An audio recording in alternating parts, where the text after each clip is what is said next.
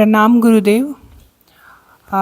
ध्यान में जब मेरी मुद्राएं बनती हैं तो उस समय मेरा शरीर ऐसा लगता है कि जो अभी जिस शरीर में हूँ वो शरीर नहीं है, एक साधु का बलिष्ठ और शक्तिशाली शरीर है। तो ये मतलब मन का प्रोजेक्शन है या क्या है? ये मन का प्रोजेक्शन नहीं है। पिछले जन्मों की जो साधनाएं हुई हैं, पिछले जन्म की जो स्थिति रही है वह उसका प्रकटन है। पहली बात तो यह समझने की है कि कोई ज़रूरी नहीं है कि जो इस जन्म में स्त्री है वो पिछले जन्म में भी स्त्री रही हो, या इस जन्म में जो पुरुष है पिछले जन्म में पुरुष रहा हो। लिंग परिवर्तन होते रहते हैं, तो यह बात तो दिमाग से निकाल देनी चाहिए। तो पिछले जन्म में साधु रही होगी, है ना, तो उसी के ग्लिम्स ही आ रहे हैं। और ख़ास तौर पर जो साधक होते हैं, जिनकी साधनाएं अच्छी रहती हैं, उनको पिछले जन्मों के ग्लिम्स आते हैं, पिछले जन्म की अपनी स्थितियां दिखने लगती हैं। और साधना अभी कर रहे हैं, पिछले जन्म में भी करी हैं, तो साधना जो है, पिछले जन्म की जो साधनाएं हैं, तो उस क्रम तो वही है ना, साधना का क्रम वही है, तो वह चीज़ें स्पष्ट होने लगती हैं, पिछली साधना की स्थितियां स्पष्ट होने लगती हैं। ये कहीं से भी भ्रम नहीं है। और मन जो है, जब भी कुछ अच्छा होता है तो वहाँ पर कुछ ऐसा करता है कि नहीं ये प्रोजेक्शन है, फलाना है, ढिकाना है। मन की अपनी चाल होती है अच्छी चीज़ के प्रति। कोई गलत सा कुछ ऐसा रहता है तो उसको जस्टिफाई करता है, नहीं नहीं ये सही है। ऐसा बहुत होता है कि जहाँ कोई सचमुच में भ्रमात्मक स्थिति है तो उसको जस्टिफाई करता है मन कि ये जो है सही चीज़ है। और कुछ सही चीज़ होती है तो उसको ऐसा कहता है कि ये मन का प्रोजेक्शन है। कौन बोल रहा है? मन ही बोल रहा है। कौन बोल रहा है? मन बोलता है कि ये मन का प्रोजेक्शन है। मतलब मन की शातिरगिरी तो देखो, उसके सूक्ष्म तत्व को तो देखो कि किस तरीके से जाल बुनता है ना? मन कहता है कि भाई मेरा मन बहुत खराब है ना, मेरा मन थोड़ा गड़बड़ है। कौन बोल रहा है? मन ही बोल रहा है। ऐसे बोल के वो अपना बचाव कर रहा है, ऐसा बोल के कुछ गड़बड़ नहीं कर रहा है, वो अपना बचाव कर रहा है। तो मन जो है बड़े सूक्ष्म तौर तरीकों से काम करता है। इतने सूक्ष्म तौर तरीके होते हैं उसके कि वह उलझा ही लेता है। इसलिए कहते हैं बहुत कठिन है डगरपन घट की, क्योंकि मन हर कुछ कर सकता है, अपने खिलाफ भी बोल सकता है। मन अपने खिलाफ भी बोल सकता है, लेकिन अपने खिलाफ बोल करके अपने आप को बचा रहा है। अपने खिलाफ बोल करके अपने आप को हानि नहीं पहुंचा रहा है, अपने आप को बचा रहा है। घूम फिर कर जो है वो जस्टिफाइड हो जाएगा, वह उलझा देगा कि ऐसा करो, अपना इन चीज़ों को दबाओ, ये गड़बड़ हो रहा है, तभी मन ठीक होगा। दमन सिखाएगा, परवर्शन सिखाएगा। तो जो दमन है, उस दमन से मजबूत होता है मन, उससे कमज़ोर नहीं होता, मजबूत होता है। उससे जो परवर्शंस पैदा होंगे उससे मन मजबूत होता है, ना कि कमज़ोर होता है। तो जब भी कुछ अच्छा घटता है तो वहाँ पर जो है वो कहेगा कि ये प्रोजेक्शन है। बहुत सारे साधकों के बड़े अच्छे अनुभव होते हैं और उनके जीवन का परिवर्तन हो जाना चाहिए, यू टर्न होना चाहिए, डाइवर्ट हो जाना चाहिए। उसमें कुछ एक साधक ऐसे रहते हैं जो मन के प्रोजेक्शन में वहाँ भी आ जाते हैं, अरे ऐसी मन का कुछ प्रोजेक्शन होगा, तो फिर जो है उस साधना की तरफ न जाकर वापस संसार में चले जाते हैं। हालांकि लंबे समय तक नहीं टिकेंगे, लौट के वापस साधना में आ ही जाएंगे। टिका नहीं जा सकता वहाँ पर ज़्यादा, साधना में उन्हें वापस आना ही होगा, लेकिन जो है कुछ अवसर उसमें चला जाता है। और वह जो समय होता है जब यू टर्न का समय रहता है, तो बहुत अच्छा समय होता है। उस समय कुछ ताज़ा ताज़ा घटा हुआ रहता है, एक त्वरा और तेज़ी बनी हुई रहती है। उस त्वरा और तेज़ी में जो है बहुत जल्दी बहुत कुछ घट सकता है, लेकिन क्या होता है, ऐसा ना हो करके वहाँ से लौटना हो जाता है, फिर से अपना स्टार्ट होगा, फिर से साधना हो जाएगी। लेकिन वह बात आएगी कि नहीं आएगी, जो त्वरा और तेजी बनी थी और जो घटना घट रही थी, जो सिचुएशन बन रही थी, वह बात आएगी कि नहीं आएगी, वह आने में कितना समय लेगी। तो इसलिए जिस क्षण में कभी कोई अच्छा अनुभव घटता है या अच्छी स्थिति होती है, उस समय गुणा भाग न करते हुए उसमें डूब जाना चाहिए, उससे असहयोग नहीं करना चाहिए, उसको स्वीकार कर लेना चाहिए। स्वीकार कर लो और जानते रहो सब हो रहा है और जाना जा रहा है। और सब हो रहा है, जाना जा रहा है, ये एक ऐसी की है जिसमें जो है यदि हम कुछ नहीं कर रहे हैं तो जो झूठ है अपने आप डिजॉल्व हो जाएगा, जो सत्य है अपने आप बच जाएगा।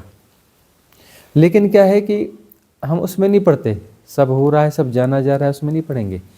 हम क्या करते हैं कि उसमें हम दिमाग लगाना चालू कर देते हैं, बुद्धि लगाना चालू कर देते हैं कि यह जो है मन का प्रोजेक्शन तो नहीं है, यह ऐसा तो नहीं है, या वैसा तो नहीं है। गुणा भाग स्टार्ट कर देते हैं। गुणा भाग स्टार्ट नहीं करना है, तटस्थ भाव से रहना है।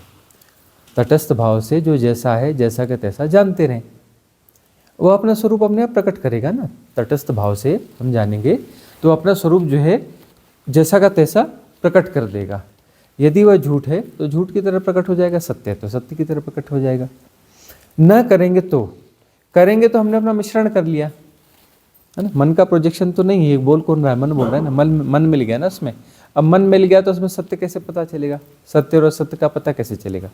जहाँ भी मन इन्वॉल्व हो जाता है ना, वहाँ पर सत्य और असत्य की परीक्षा करना मुश्किल हो जाता है। सत्य और असत्य की परीक्षा जो है मन नहीं कर सकता। और सबसे बड़ी समस्या यही है, सबसे बड़ा मैट्रिक्स यही है, हम सत्य और असत्य की परीक्षा मन के माध्यम से करना चाहते हैं। मन के माध्यम से हम सत्य और असत्य की परीक्षा करना चाहते हैं। नीर क्षीर के लिए हम अपने मन का प्रयोग करते हैं। मन जो द्वंद्व है, जो डुअलिटी का परिणाम है, द्वंद्व ही मन है। हम द्वंद्व के माध्यम से किसी निर्णय पे पहुंचना चाहते हैं। क्या संभव है? द्वंद्व के माध्यम से किसी निर्णय पे पहुंचा जा सकता है? असंभव घटना है। द्वंद्व के माध्यम से आज तक कभी कोई निर्णय तक नहीं पहुंच पाया।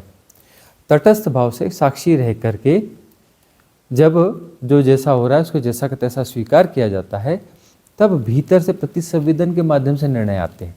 निर्णय जो है मन का परिणाम नहीं है, निर्णय प्रतिसंवेदन का परिणाम है। और प्रतिसंवेदन से जो निर्णय आते हैं ना, वो बड़े कारगर होते हैं। अच्छा, इस मामलों में जनरली, इसमें हम नहीं कह रहे हैं साधना के मामलों में, जैसे कुछ ऐसे सांसारिक मामलों में यह देखा जाता है कि महिलाएं ज़्यादा प्रतिसंवेदित होती हैं, स्त्री जल्दी प्रतिसंवेदित होती है, और उसके निर्णय जो है अचानक आते हैं और एकदम परफेक्ट निकलते हैं। अचानक आएंगे और परफेक्ट निकलते हैं, क्योंकि प्रतिसंवेदित होती है। वो अंदर से कुछ सहज है, उसके गुणा भाग हैं, लेकिन वो छोटे मोटे लेवल के गुणा भाग हैं, है ना। कोई बहुत ज़्यादा दूर के उलझाव वाले गुणा भाग नहीं रहते। उसके गुणा भाग जो है देवरानी ऐसी, जिठानी ऐसी, सास ऐसी वाले हैं, है ना। पड़ोसी का ये और ये ऐसा, है ना। ये वाले अपना उसके गुणा भाग है। तो ये गुणा भाग रहते हैं, वो बड़े वाले उलझाव होते नहीं हैं। इसलिए प्रतिसंवेदन जो है उसके जीवन में घटता है, और वह जो कुछ ऐसे निर्णय उसके जीवन से आते हैं जो कि सही साबित होते हैं। कई बार अपने पति को, अपने परिवार वालों को वह सलाह देती कि ऐसा नहीं, ऐसा करो, और बात बिल्कुल जैसा वह कहती है वैसा ही निकलता है। तो उस समय जो है यह दृष्टि होनी चाहिए कि भाई ये प्रतिसंवेदन से आई है, पत्नी ने कही या माँ ने कही या बहन ने कही, प्रतिसंवेदन से कोई बात आई है, मान लो इसको। क्यों मान लो? प्रतिसंवेदन से आई है, सही निकलेगी, है ना। और वो जो दूर के उलझाव और गुणा भाग में फंसे हुए हैं, फिर वो उलझाव में जो निर्णय लेंगे, वो निर्णय जो है जाके गलत साबित हो जाता है। तो प्रतिसंवेदन जो है वह अपने आप में परफेक्ट होता है। प्रतिसंवेदन आएगा कैसे? जहाँ मन नहीं होगा। जहाँ मन होगा वहाँ प्रतिसंवेदन नहीं आ सकता। प्रतिसंवेदन मन के पार की घटना है। तटस्थ स्थिति में प्रतिसंवेदन घटता है, मन से प्रतिसंवेदन नहीं आता, वह मन के पार की घटना है। तटस्थ स्थिति में, साक्षी भाव में कहीं भीतर गहरे से जो है प्रतिसंवेदन आता है। उस प्रतिसंवेदन को फॉलो किया जाए तो स्थितियाँ ज़्यादा अनुकूल हो जाती हैं। तो हम मन से जो भी निर्णय लेने की कोशिश करते हैं, मन के माध्यम से इन चीज़ों को सुलझाने की कोशिश करते हैं, मन से कभी कुछ सुलझा ही नहीं है। मन के पास ऐसी टेक्निक है कि सीधी सादी चीज़ को भी वह जो है उलझा देता है। बड़ी सिंपल सी चीज़ है। एक दो साधक हैं, अभी हम उनको देखते हैं, वो जरा से काम है, बिल्कुल सिंपल वे में हो सकते हैं, लेकिन उनको सिंपल वे में न करके थोड़ा इधर उधर ताम झाम करेंगे, ये करेंगे, और उसको वो थोड़ा उलझा देंगे। वो 2 मिनट का भी काम नहीं है और उसको उलझा के वो 10 मिनट पे पहुंचा देंगे, और 10 मिनट के बाद में भी रिजल्ट उतना वो नहीं आएगा जो 2 मिनट में सहजता से आना चाहिए, वो रिजल्ट नहीं आएगा, रिजल्ट कुछ गड़बड़ी आएगा। तो यह जो है मन के माध्यम से कोई भी निर्णय या कुछ किया जाएगा तो उसमें रिजल्ट गड़बड़ी आएगा, अच्छा रिजल्ट नहीं आएगा। तो मन के झांसे में हम आ जाते हैं, और मन का झांसा बड़ा शानदार है ना। वो हर चीज़ के बारे में आपको जस्टिफिकेशन कर देगा, हर चीज़ के बारे में आपको जो है सलाह दे देगा, जहाँ पर जो है उसकी सलाह, उसका निर्णय, उसके जो भी चीज़ें हैं वो काम आती ही नहीं है, सही दिशा में जाती ही नहीं है। अगला प्रश्न सौरभ का है। प्रणाम गुरुजी। भगवान बुद्ध ने मार नाम की एक एंटिटी से बचने के लिए कहा था, मार, उसके विषय में जानना था, वो क्या है। और भगवान बुद्ध जो है बार बार इस शब्द का प्रयोग करते हैं, मार। मार किसके लिए कहते हैं? वह यह मन ही है, वह मन जो प्रोजेक्शन करता है ना, जो प्रोजेक्शन करने वाला मन है, इसको भगवान बुद्ध कहते हैं मार। वैसे ना वो कई जगह कहा जाता है शैतान, है ना, कुछ किताबों में, पुरानी आध्यात्मिक किताबों में उसे शैतान कहा गया है, और भगवान बुद्ध उसे कहते हैं मार। यह कौन है? प्रोजेक्शन करने वाला मन है, और कुछ भी नहीं है।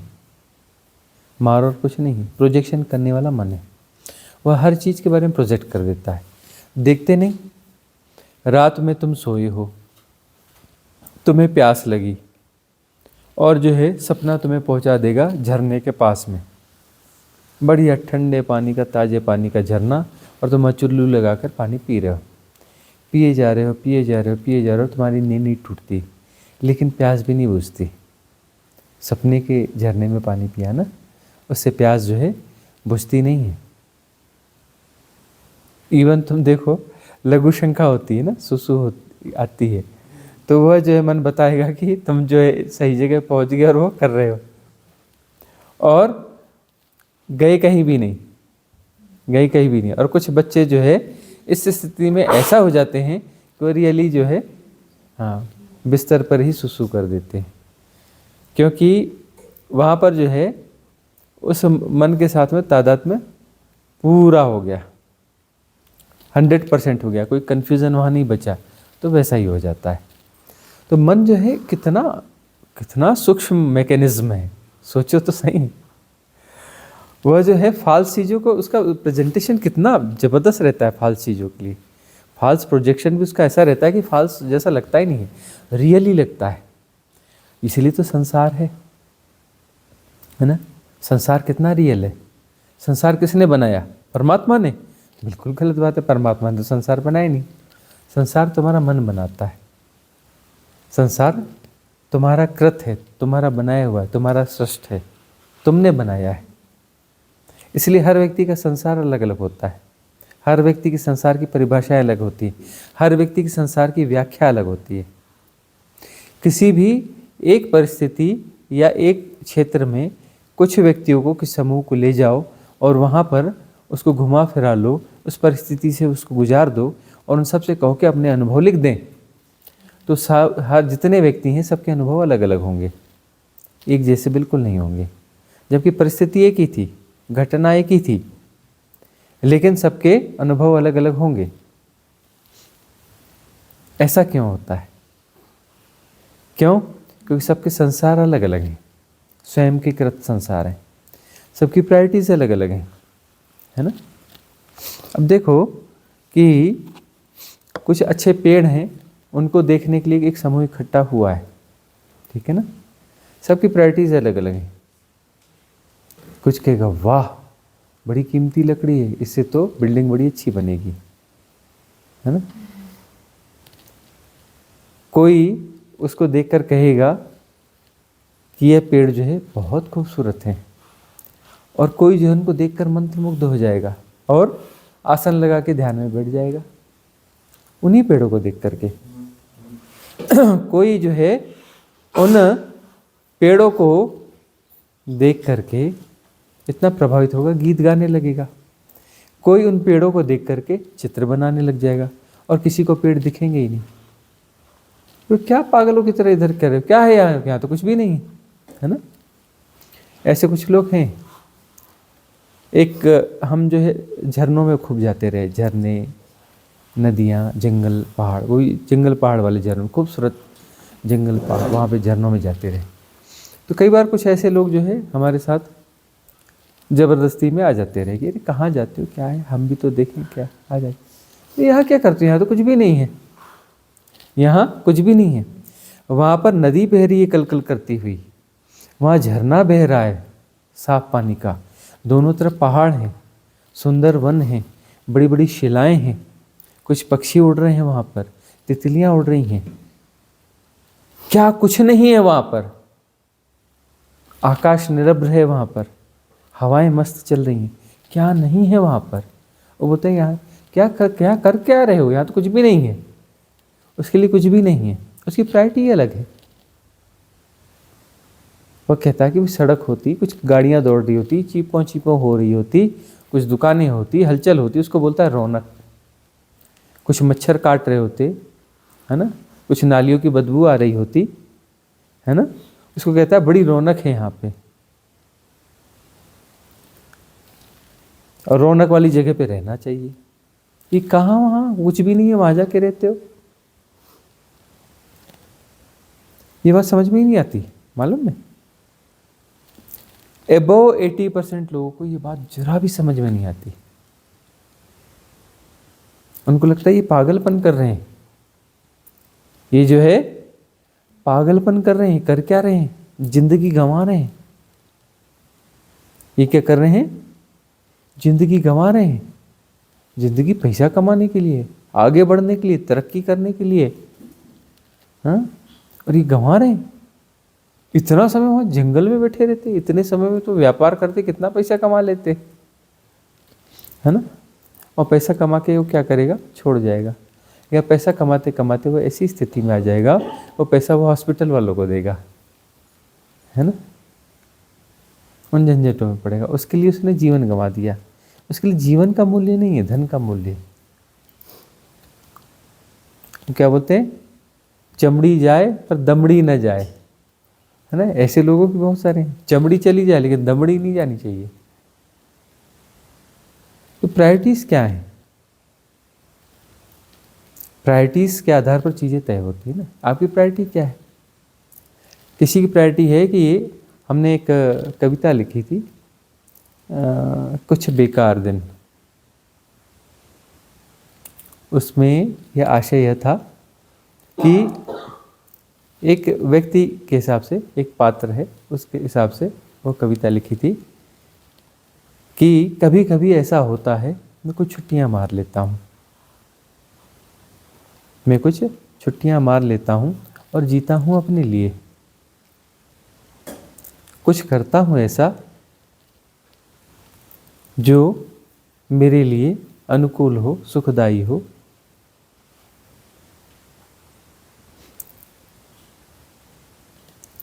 अपने लिए जीता हूँ उन दिनों को, उन पलों को,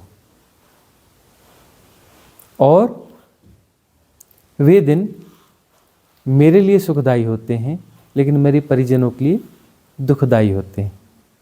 वो कहती हैं कि क्यों तुम, अब वो कविता हमें याद नहीं है, कुछ ऐसे उसका सार सा सुना रहे हैं कि वो कहते हैं कि तुम ये दिन बेकार क्यों कर रहे हो, कुछ करते क्यों नहीं हो। या तो जाओ काम करो, या रहते हो तो यहाँ पर कुछ काम करो। तुम कुछ न करते हुए क्यों रहते हो, या फिजूल करते हुए क्यों रहते हो। तुम जाते हो जंगलों में, पेड़ों में, या बैठे रहते हो बालकनी में निहारते आकाश को। तुम गंवा रहे हो अपने दिन। और मुझे पता है जब देह छूट रही होगी तो मुझे ये बेकार दिन ही याद रह जाएंगे, बाकी कुछ भी याद नहीं रहेगा। जैसे दुनिया बेकार दिन कह रही है, वो बेकार दिन ही याद रह जाएंगे।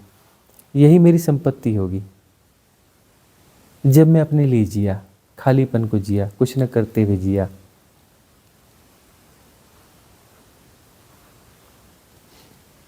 तो अपनी प्रायोरिटीज क्या है, अपनी प्रायोरिटीज को पहचानो। तो हर व्यक्ति का संसार अलग अलग है, हर व्यक्ति का संसार जो है अलग अलग है। अब वो संसार अलग अलग है मतलब मनोकृत है। संसार क्या है? मनोकृत है। तो मन जो है वह है जो तुम्हें भटकाता है। मन है ना, डुअलिटी, दो हिस्से हैं। एक मन तुम्हें भटकाता है, लेकिन पूरा मन खराब है क्या? नहीं। या कोई भी चीज़ पूरी तरह से खराब और पूरी तरह से अच्छी नहीं होती, सबके दोनों उपयोग होते हैं।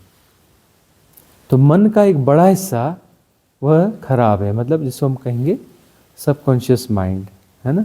एक मन का एक छोटा हिस्सा है जो अच्छा है, जो तुम्हें प्रेरित करता है साधना के लिए, खाली रहने के लिए, अपने आप को समय देने के लिए, जीने के लिए, सम्यक चिंतन के लिए, सम्यक मनन के लिए, सम्यक मीमांसा के लिए, है ना।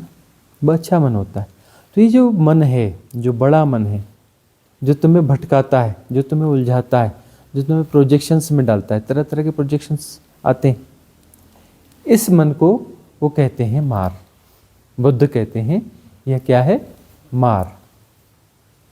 यह मन है जो तुम्हें भटका देता है, जो तुम्हें दौड़ाता है, जो तुम्हें महत्वाकांक्षी बनाता है, जो तुम्हें रातों में स्वप्न दिखाता है, जो दिन में तुम्हें विचारों में उलझा देता है। यह है मार। मतलब इसकी ये जितनी गतिविधि होगी उतना कम ध्यान घटेगा। मतलब जब तक यह एक्टिव है ध्यान नहीं घटने वाला है।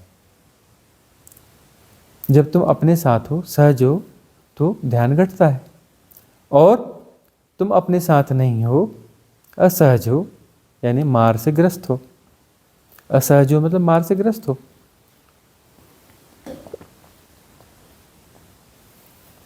मार तुम्हें जो है असहजता में ले जाती है। राहुल, जानते हो राहुल? भगवान बुद्ध का पुत्र। जब भगवान ज्ञान को उपलब्ध हो गए थे, बहुत वर्ष हो गए थे, तो एक बार वह जो है किसी कारणवश अपने पैतृक घर आए। अपने पैतृक घर आए तो यशोधरा नाराज थी, माननी थी।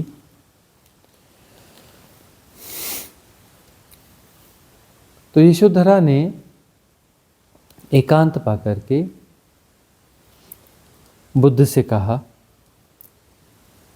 कि तुमने जो पाया क्या घर में नहीं पाया जा सकता था? उसके लिए वन में जाके भटकना, यह सब अपने आप को क्रश करना, इतना श्रम करना, यह कि जरूरी था? तब बुद्ध ने कहा, यह अब मैं कह सकता हूं कि वन जाना जरूरी नहीं था, लेकिन यदि वन नहीं जाता तो शायद मैं यह होता भी नहीं।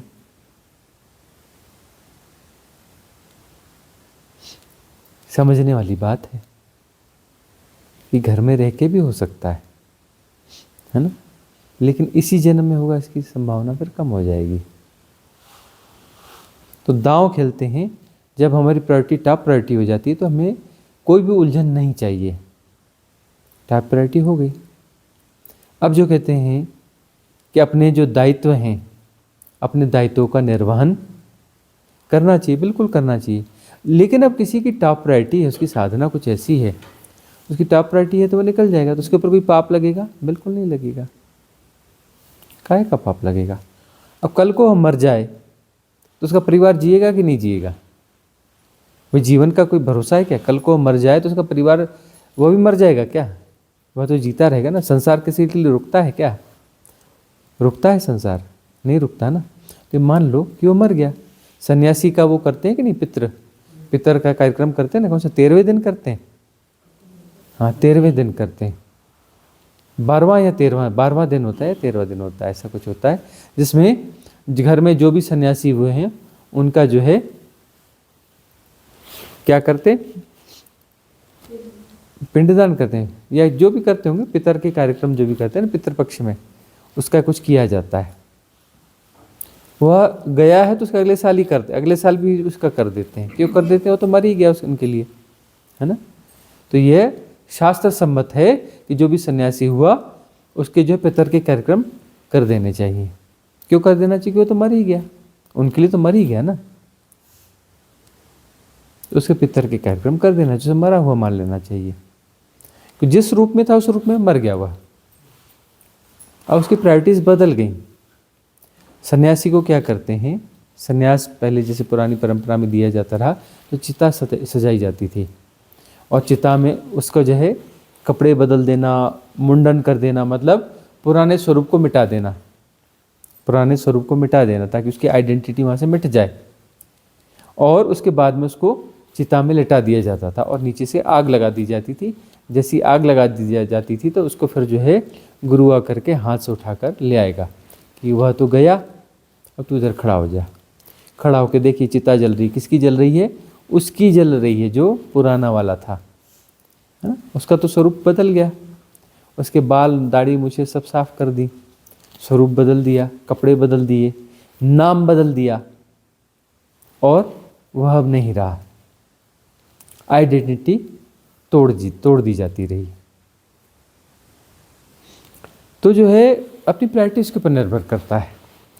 तो बुद्ध यदि ऐसा नहीं करते, वहीं रहते, वहाँ रह के भी संभव था, लेकिन वो चक्रवर्ती सम्राट होते, न कि वो बुद्ध होते।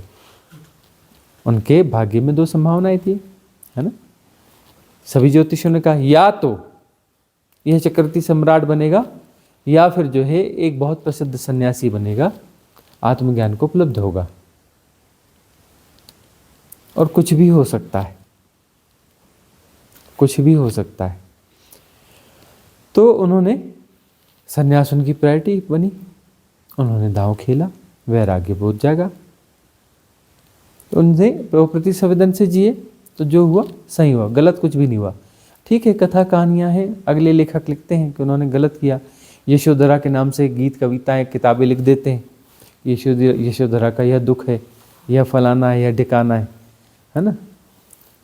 यशोधरा को भी कौन जानता यदि बुद्ध ना होते तो, बुद्ध ना होते तो यशोधरा को कौन जानता, और यशोधरा का क्या नुकसान हुआ।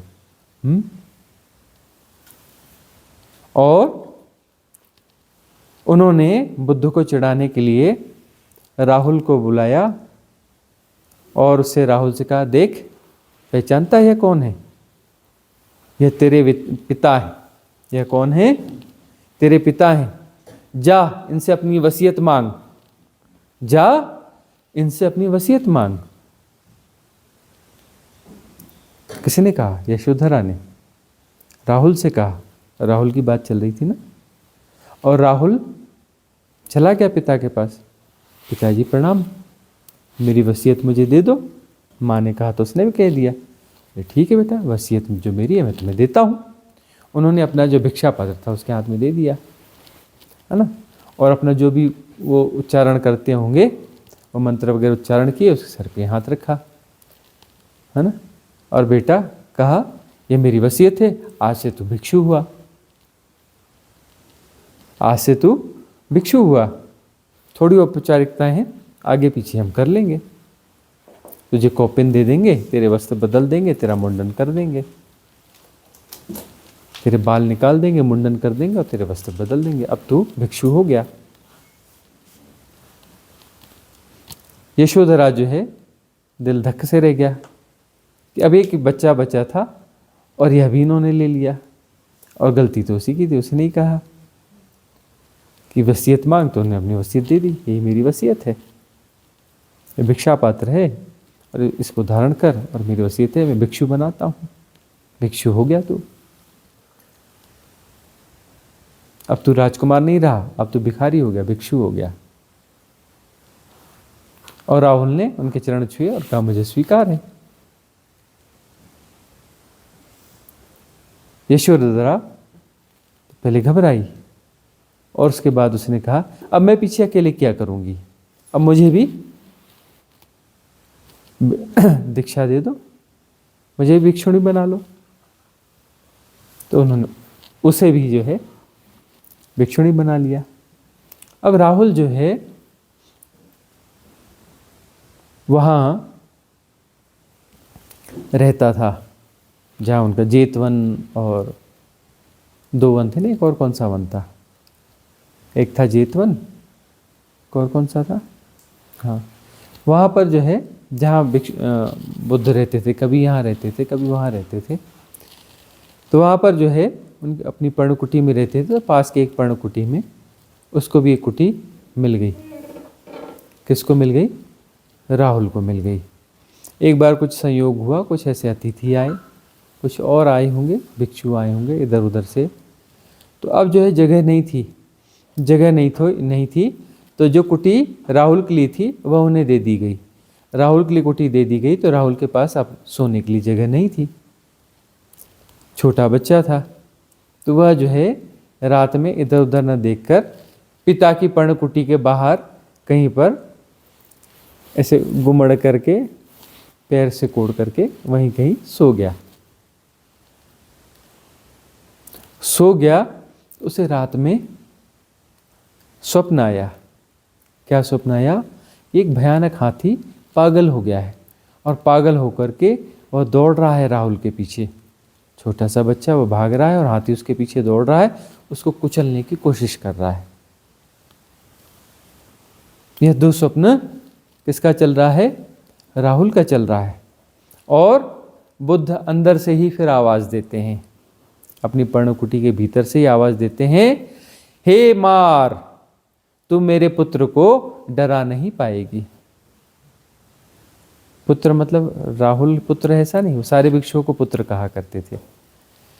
हे मार, तू मेरे पुत्र को डरा नहीं पाएगी। कोशिश तो कर सकती है लेकिन तुझे डरा नहीं पाएगी। अब वह स्थिति में आ चुका है कि वह तटस्थ भाव से, साक्षी भाव से जो हो रहा है उसे जानता रहेगा। और तटस्थ भाव से यदि जानते रहो, कुछ न करो, प्रतिक्रिया रहित रहो, तो मार के सारे हथियार फेल हो जाते हैं। वही हम सिखा रहे हैं, वही हम बताते हैं, प्रतिक्रिया नहीं करना। प्रतिक्रिया नहीं करोगे, तटस्थ भाव से जो जैसा है उसको जैसा का तैसा जानते रहोगे। सब हो रहा है और जाना भी जा रहा है। जानना कुछ अलग से नहीं है, सब हो रहा में ही निहित है। सब हो रहा है में निहित है जानना। वह भी वैसा ही, जैसे सब हो रहा है वैसे जानना भी हो रहा है। तो वहाँ पर जो है मार काम नहीं कर पाती। मार का अर्थ है वह जो पैटर्न्स हैं सबकॉन्शियस माइंड के, वह एक्टिवेट तो हो गए। एक्टिवेट हो गए तो सरफेस पर आकर उन्होंने अपना प्ले स्टार्ट कर दिया। उनकी उदीर्णा हुई तो सरफेस पे आए, उदीर्णा होगी तभी तो सरफेस पे आएंगे ना। सरफेस पे आकर उन्होंने अपना प्ले स्टार्ट कर दिया। उन्होंने प्ले स्टार्ट कर दिया तो यदि हम तटस्थ भाव से उसे जैसा का तैसा जान रहे हैं, हम उस पर रिएक्ट नहीं कर रहे हैं, तो वह प्ले जो है दूर से एक फिल्म के जैसा दिखेगा, वह प्ले समाप्त हो जाएगा, वो पैटर्न भी डिजॉल्व हो जाएगा, क्योंकि उसकी फीडिंग हुई नहीं। एसोसिएशन करते तो उसकी फीडिंग होती, एसोसिएशन होता, प्राण हैक हो जाते तो प्राणों के माध्यम से ऊर्जा उसे मिल रही होती। प्राणों को हमने युग्मित होने ही नहीं दिया, प्राणों को हमने उस पैटर्न के साथ युग्मित होने ही नहीं दिया, तो उसकी फीडिंग हो गई बंद। प्राण से ऊर्जा का संचार होगा ना, ठीक है ना। हम फॉर्म ऑफ एनर्जी है, वह जो अल्टीमेट एनर्जी हम ही हैं, वो परम ऊर्जा और सारी ऊर्जा हम ही हैं। तो ऊर्जाओं को तो हम ही देंगे ना। तो जो है प्राण के माध्यम से हमारी ऊर्जाओं का संचार होता है, हमारी ऊर्जाओं की गतियां होती हैं। उसको हमने एसोसिएट नहीं किया, क्योंकि हम तटस्थ भाव में, तो तटस्थ भाव में हैं तो हमारे प्राण सहज हैं। हमारे प्राण यदि सहज हैं तो उसकी हैकिंग नहीं हो सकती। असहज प्राणों की हैकिंग होती है। जो ब्रीद यदि सहज नहीं है, वो सहजता से, सामान्य तरीके से, आराम से, रिदमिक तरीके से, संगीतमय तरीके से चल रही है, नाभि तक जा रही है, नाभि के नीचे तक जा रही है और आ रही है, तो वह जो है सहज श्वास है। और सहज श्वास है तो उसकी हैकिंग नहीं हो सकती, है ना। असहज श्वास है मतलब हैक्ड श्वास है। असहज श्वास है मतलब विचार चल रहे हैं, विचार चल रहे हैं मतलब श्वास असहज है। और जिस केंद्र से संबंधित, जिस चक्र से संबंधित विचार होंगे, है ना, वहाँ से वह कनेक्ट हो जाएगा, वह असहज होए वहाँ से कनेक्ट हो जाएगा, प्राण वहाँ से कनेक्ट हो जाएगा और उस प्रकार के विचारों का प्रवाह चलता रहेगा। उस प्रकार के पैटर्न्स एक्टिवेट हो जाएंगे, तुम उनके साथ एसोसिएट हो तो उस प्रकार की विचार श्रृंखला शुरू हो जाएगी। उस प्रकार की ऊर्जाओं को आमंत्रित करोगे कलेक्टिव सबकॉन्शियस माइंड से, इस कॉस्मॉस से। उस प्रकार की एंटिटीज़ और उस प्रकार की जो गतिविधियाँ हैं उन सबको तुम आमंत्रित करते हो एसोसिएशन के माध्यम से। वह पैटर्न एक्टिवेट होने पर वैसा ही नहीं रहता, वैसा का वैसा ही रहे तो मोनोटोनस हो जाएगा, उबा देगा तो वैसे तुम उसे फेंक दोगे। वह मोनोटोनस एकदम से नहीं हो पाता, उसमें कुछ अपडेट होता है। जैसे वो एक्टिवेट होता है ना, तो कलेक्टिव सबकॉन्शियस माइंड से रिलेटेड जो भी रिलेटिव जो चीज़ें होंगी उनको आकर्षित करेगा वह पैटर्न। प्लस कॉस्मॉस में उससे संबंधित जो एंटिटीज़ हैं, जो एनर्जीज़ हैं, जो घटनाएं हैं, जो परिस्थितियाँ हैं, जो इन्फॉर्मेशंस है, उन सबको उनके साथ में एसोसिएट करता जाएगा और उसे जो है प्रतिक्रिया करते हुए, प्रक्रिया करते हुए उसे अपडेट करेगा। तो अपडेट करना जो है वह क्या है? मूंगफली, टाइम पास। हाँ, नहीं देखा, वो बेचते हैं मूंगफली, टाइम पास मतलब जो है तुम्हें उलझा दिया गया। अब जो है तुम उसमें रम गए, तो मार ने तुम्हें ग्रसित कर लिया। अब जो है कोई प्रोजेक्शन आ रहा है, वो प्रोजेक्शन तुम्हारे लिए सत्य है, वो तुम्हारे लिए असत्य नहीं है। सपना जब तुम देखते हो ना, बाद में बोलते हो सपना है, उस समय वो तुम्हारे लिए सत्य होता है। उल्टा हो सीधा हो, है ना। किसी की पत्नी है और वो 2 मिनट में घोड़ी बन जाती है, ठीक है ना, और वह उसके पंख निकल आते हैं और वह हवा में उड़ना चालू कर देती है, ठीक है ना। तो वह क्या है, वहाँ पर शक पैदा होता है क्या? नहीं, बस जैसा है कि कोई इंसान 2 मिनट में घोड़ा बन गया और उसके पंख निकल आए और वह आकाश में उड़ने लग गया, कोई शक पैदा होता है? नहीं, सपना चलते रहता है, सपना बंद नहीं होता, वहाँ पर वो सत्य होता है ना। तो मार ने प्रभावित कर दिया। तो जो है बुद्ध कहते हैं, मार तो मेरे बेटे को प्रभावित नहीं कर पाएगी, प्ले कर, वो तटस्थ भाव से जान रहा है, वह तुझसे ग्रसित नहीं होगा। तो मार का क्या अर्थ है? प्रोजेक्शन, है ना, पैटर्न्स के प्रोजेक्शन, सबकॉन्शियस माइंड जो एक्टिवेट है, जो सबकॉन्शियस माइंड का जो पार्ट एक्टिवेट है उसको बुद्ध कहते हैं मार। तो इस मार से निपटने का एकमात्र मार्ग है कि जो जैसा हो रहा है उसको जैसा का तैसा जानते रहो, स्वीकार करो, उसको सुधारना नहीं है, उसे रोकना नहीं है, उसे कुछ भी नहीं करना है। यदि तुम्हें लगा कि सही है गलत है, तुम एसोसिएट हो गए, प्रतिक्रिया हो गई। तुम्हें लगा कि नहीं, इसे सुधारने की जरूरत है, प्रतिक्रिया हो गई, उलझ गए, तुम उलझ गए। प्रतिक्रिया बिल्कुल नहीं करनी है,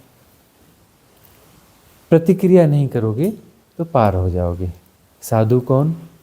जो प्रतिक्रिया नहीं करता। असाधु कौन? जो प्रतिक्रिया करता है। बात इतनी सी है।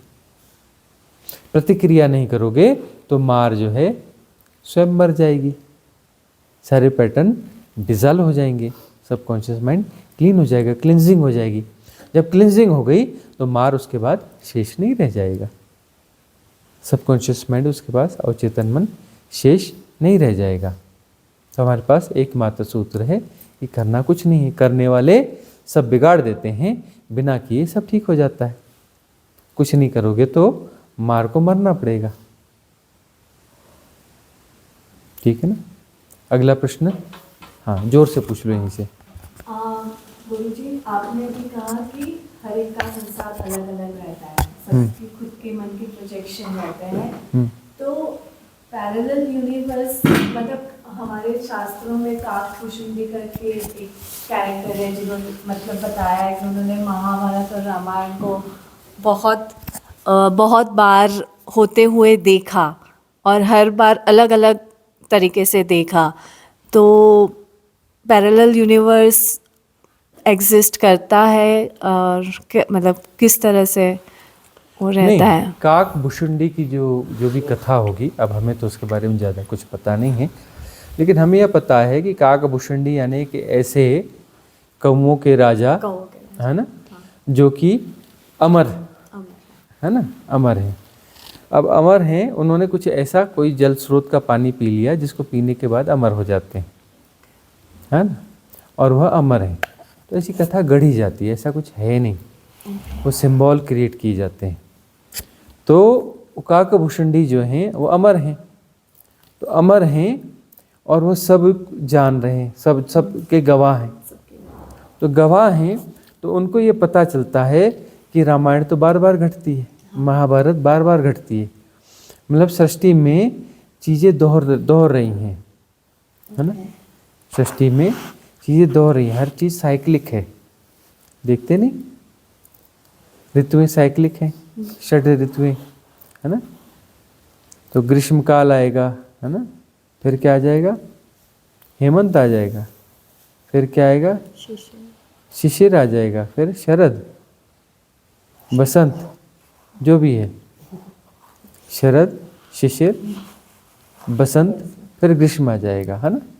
गोल चक्कर है ना। दिन मतलब सुबह, दोपहर, शाम, रात, आधी रात, ब्रह्म मुहूर्त, फिर सुबह। ठीक है ना। और जो है धरती अपने कक्ष पर गोल गोल घूमकर वहीं आ जाएगी। सूर्योदय होगा, सूर्यास्त होगा, सुबह होती है, शाम होती है, जिंदगी यूं ही तमाम होती है ना। वह जो है इस प्रकार से सारी चीज़ें देखोगे तो गोल चक्कर है। वैसी धरती गोल घूमते घूमते एक चक्कर पूरा करेगी, फिर से दूसरा चक्कर लगाएगी, फिर अगला चक्कर लगाएगी, वो साल हो जाते हैं, है ना। अब ये जो है सन कौन सा चल रहा है, 2024, मतलब हमने जो गुणा भाग लगाना चालू किया था तो 2024 चक्कर लग चुके हैं हमारे गुणा भाग। जब हमने सेट किए, उस सेट करने वाले सिस्टम को सेट करते किया जब हमने किया था, तो उसके बाद में 2024 चक्कर धरती लगा चुकी। हालांकि चक्कर पहले भी लगाती थी, लेकिन हमने गुणा भाग उस समय सेट किया। ईसवी सन के हिसाब से, विक्रम संवत के हिसाब से, और पहले माया सभ्यता के हिसाब से देखेंगे तो और, है ना, बहुत पहले हो गया। तो इस प्रकार से जो है काकभूषुंडी के माध्यम से यह बताया जा रहा है कि सब कुछ चक्रीय है। यहां तुम्हें कुछ नया नहीं मिलेगा। तुम जो पढ़ रहे हो, सुन रहे हो, कुछ अपना विशिष्ट हो गया, ऐसा नहीं। यह तुम बार बार देखते रहोगे। काकभूषुंडी है कौन? काकभूषुंडी तुम हो। काकभूषुंडी कौन है? तुम हो काकभूषुंडी। तुम बार बार ये सारी चीज़ें देखते हो, नहीं देखते? फिर स्कूल का बस्ता उठाते हो, फिर वही वही वही वही वही वही रामायण महाभारत, ये वो सब दुनिया भर की देखते हो ना। तुम खुद खेलते हो, प्ले करते हो रामायण भारत महाभारत, और जाने क्या क्या प्ले करते हो, सब कुछ प्ले करते हो। और प्ले करने के बाद में जो है फिर शरीर छोड़ देते हो, फिर स्कूल का बस्ता उठाते हो, फिर आते हो, फिर वही प्ले करते हो। तुम ये बार बार प्ले नहीं कर रहे हो, कर रहे हो ना बार बार प्ले? हाँ तो बोल रहे हो, लेकिन तुम्हें क्या पता है कि तुम बार बार प्ले कर रहे हो? ये तो जानना है कि तुम बार बार प्ले कर रहे हो। यदि तुम्हें पता चल जाए कि तुम वही वही बार बार प्ले कर रहे हो, तो तुम्हें लगेगा कि हम बेवकूफ़ हैं क्या, कि वही वही बार बार प्ले कर रहे हैं, बार बार प्ले कर रहे हैं। इसका सार क्या है? इसलिए जो है जाति स्मरण, बुद्ध और महावीर कहा करते थे जाति स्मरण, पिछले जन्मों की स्मृतियों में जाओ। वह साधना की विधियां देते थे कि इस माध्यम से पिछले जन्मों में जाओ, 10, 20, 25 जन्म, 50 जन्म, 100 जन्म पिछले देख लो। जातक कथाओं में कितने कहे भगवान बुद्ध ने, अपने कितने जन्म कहे? हजारों जन्म कहे। एक बार में बंदर था, एक बार में चींटी था, एक बार में हाथी था, एक बार में फलाना था, हाँ, एक बार में फलाना पेड़ था। कितनी जातक कथाएं कही हैं। तो अपने पिछले जन्मों को जाकर देखो, गौर से देखोगे तो सार कुछ नहीं नजर आएगा, बस जो है राउंड शेप में गोल गोल चक्कर मारते रहो, सार कुछ भी नहीं है। और जो दौड़ भाग है नहीं, सार ढूंढने की दौड़ भाग है ना। धन मिल जाएगा तो जीवन में सार आ जाएगा, मिल जाता है धन, सार नहीं आता। पद मिल जाएगा तो जीवन में सार आ जाएगा, सार आता नहीं। पूछ लो प्रधानमंत्री, राष्ट्रपतियों से, पूछ लो दुनिया के बड़े धनियों से, जीवन में सार नहीं आया। एक भ्रम की दौड़ होती है, ये सब मिल जाएगा तो जीवन में सार आ जाएगा, सार आता नहीं है। तो वही जो है समझ में आ जाए कि कुछ भी करो तुम सार पाने की कोशिश करो, सार इसमें है नहीं, है ना। तुम हो काकभूषुंडी, बार बार देख रहे हो सब प्ले होते होते, लेकिन जो है अभी भी तुम्हें रस है, अभी भी तुम्हें नहीं लगता कि सार नहीं आया। तो काकभूषुंडी को जो है बड़ा विद्वान और अच्छा माना गया ना, इस हिसाब से माना गया कि अब जो है उसे समझ में आ गया कि सार कुछ भी नहीं है। तो वह काकभूषुंडी बार बार मरने का प्रयास करता है और मर नहीं पाता है ना। तो मरने का प्रयास करता है, साधना क्या है? मरने का प्रयास है। तो ठीक से साधना करोगे तो क्या होगे? मर जाओगे, है ना। ठीक से साधना करोगे तो मरोगे। कौन सी मृत्यु की बात चल रही है? महामृत्यु की बात चल रही है।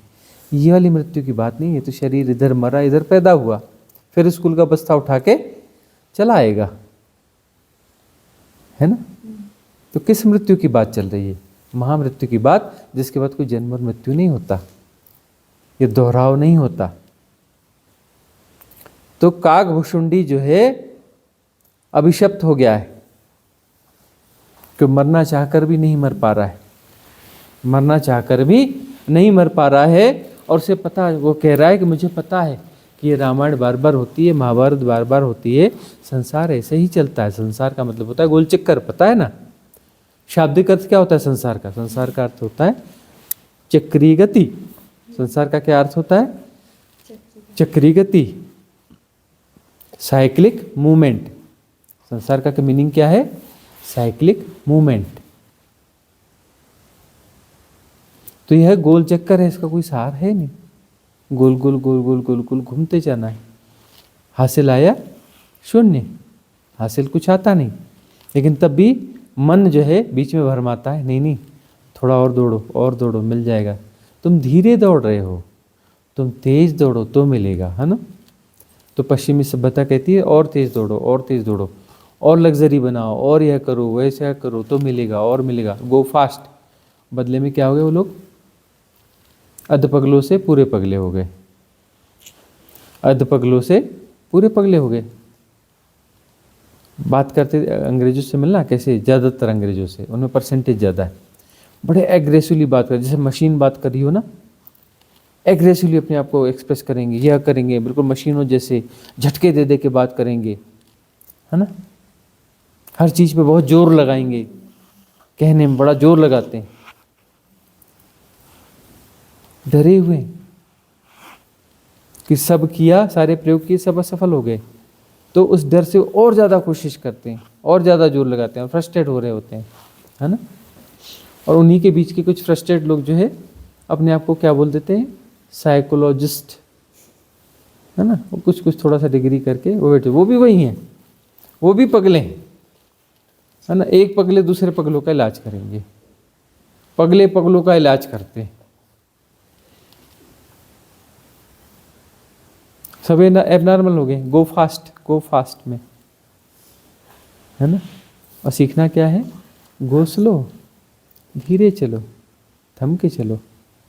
क्या पाना है, पाने जैसा कुछ है ही नहीं, सार कुछ है ही नहीं।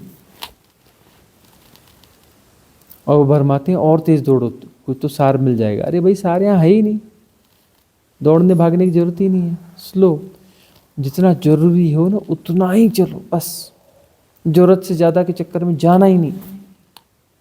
जो जरूरत है उतना ही चलो, जरूरत से ज़्यादा कुछ तामझाम फैलाना ही नहीं, कुछ करना ही नहीं।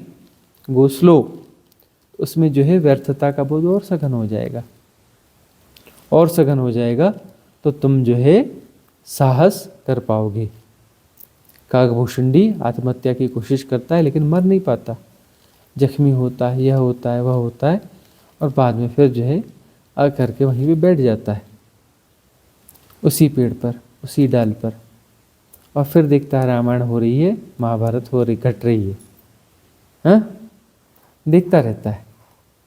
लेकिन सम्यक साधना ऐसी होनी चाहिए कि तुम ठीक से मर सको। मरो हे जोगी मरो, मरो मरण है मीठा, तिस मरनी मरो जिस मरनी गोरख मरी दीठा। मरना है, मरोगे तो मुक्त हो जाओगे, काकभूषुंडी नहीं रहोगे, ठीक है ना। मरना नहीं सीख पाए, मरने की कला नहीं सीख पाए, ठीक से नहीं मरे, महामृत्यु नहीं घटी, तो तुम जो है आत्महत्या की कोशिश करोगे और बार बार जो है बचा लिए जाओगे। शरीर मरेगा लेकिन वापस जन्म हो जाएगा, इधर शरीर मरेगा वापस जन्म हो जाएगा। तुम सोच रहे हो कि मर के मुक्ति हो जाएगी, नहीं, मर के फिर से जो है फिर स्कूल का बस्ता मिल जाएगा। आत्महत्या की सारी कोशिशें जो है ये आत्महत्या ही तो है। जो नॉर्मली लोग मरते हैं ना, ये आत्महत्या है। ठीक ठीक मरना अलग कला है, वो तो आध्यात्मिक घटना है, वह जो है आध्यात्मिक घटना है। ठीक से मरना महामृत्यु, कि उसमें सब कुछ मर जाता है, गोल गोल चक्कर लगाने की जरूरत नहीं है। सारे विकार, सारी तुम्हारी जो भी आकर्षण से जुड़ी हुई चीज़ें हैं, व्यक्तित्व है, जिसे मार भी कह लो, है ना। मार मार के मर जाने पर मुक्ति है, मार के मर जाने पर मुक्ति है। जब कोई अवचेतन मन, कोई डेटास, कोई आग्रह, कोई दुराग्रह, है ना, अवधारणाएं, धारणाएं कुछ शेष नहीं रह जाती, क्लिंजिंग प्रॉपर हो जाती है, परिपूर्ण हो जाती है, तो वह स्थिति जो है वह है मुक्तिदायी स्थिति, वह है निर्वाण। जहाँ तुम नहीं रहते वहाँ निर्वाण है, वहाँ मोक्ष है। जहाँ तुम हो वहाँ मोक्ष नहीं हो सकता।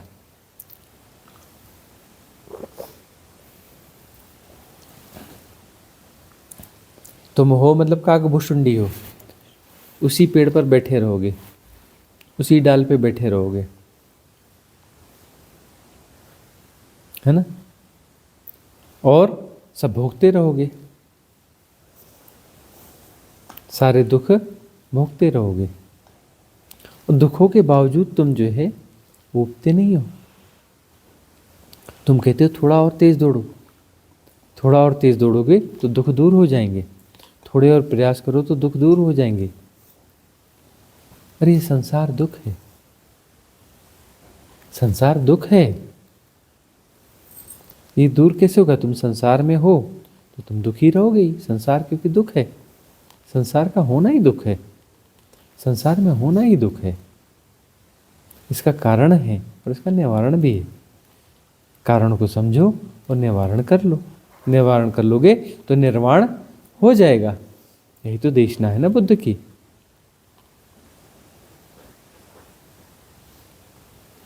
तो अगला प्रश्न किसी का है? जोर से बोलिए, जोर से बोलिए। जैसे गुरुजी, जैसे कृष्ण भगवान की मृत्यु का कारण देखते हैं तो एक बहेलिया ने उनके पैर में मारा था बाण, तब उनकी मृत्यु हुई बोलते हैं। और फिर ऐसा भी बोलते हैं कि वो जब राम भगवान के जब वो रूप में आए थे तब उन्होंने बाली को छल से मारा था, इसकी वजह से उनको ऐसा हुआ।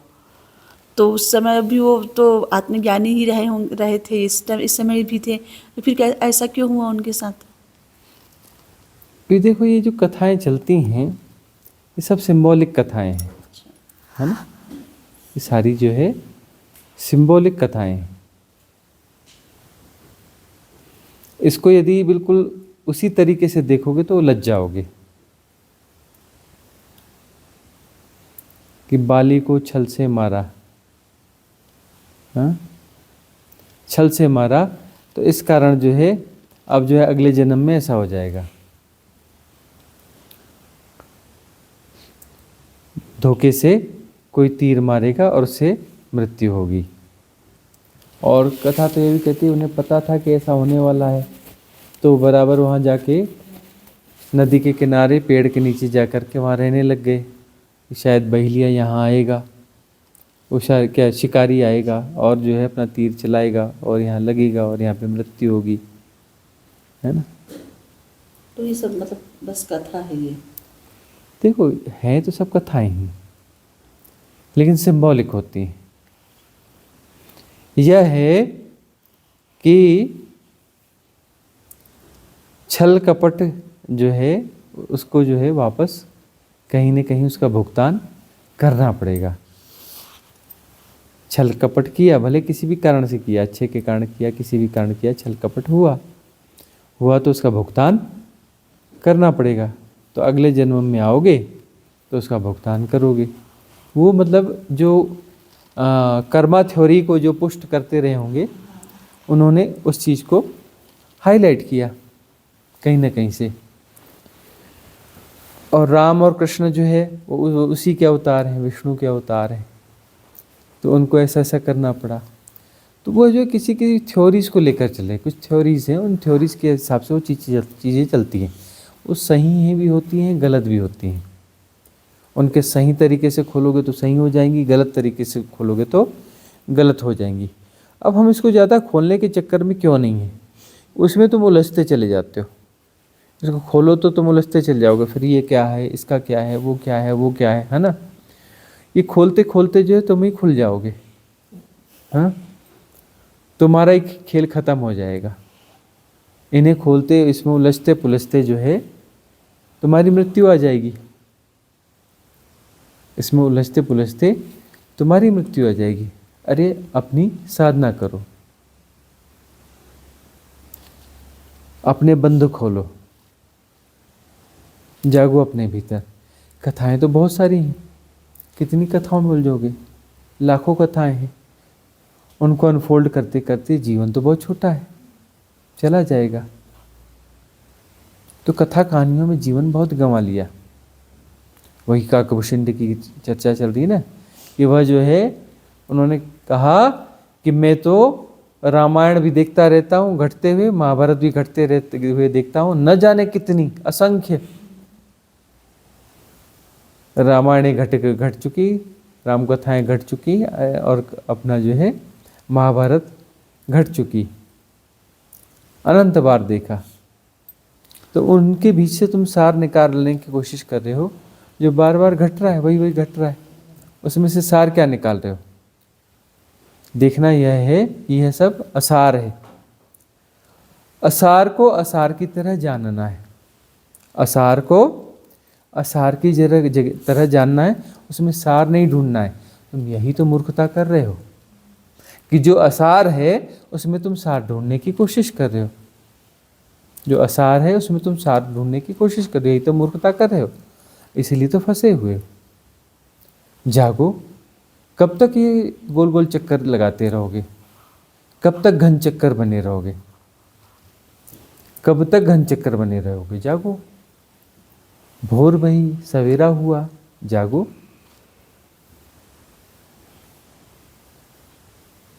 भोर भई और तुम सो रहे हो, कब तक सोओगे। जागो, जागने की बेला है। तो आज की सभा यहाँ समाप्त करें।